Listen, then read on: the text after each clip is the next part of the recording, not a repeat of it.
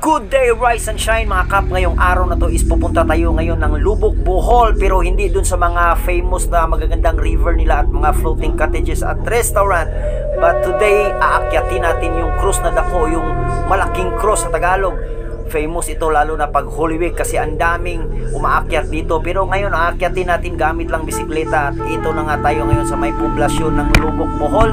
Medyo banayan pa lang dito yung mga climb dito. At dito nga, pasmal-smal pa tayo dito pero mamaya iiyak na yan. Ito na nga, dito na tayo sa may paanan mismo. Grabe talaga, tingnan nyo naman mga kap yung daan dito. Parang pinaikot-ikot nila sa dahil siguro sa sobrang tarik.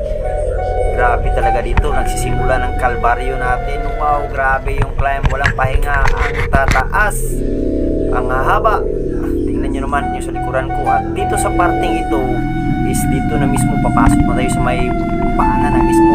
Halos rough road na yung dadaanan natin pero napakatarik pa rin. Tingnan nyo na, parang papuntang langit na.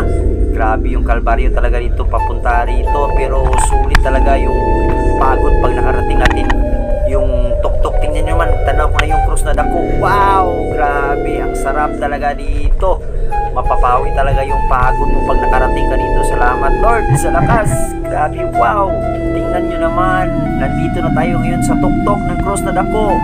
Ride safe everyone, hanggang sa muli. Kita-kits tayo, ride safe.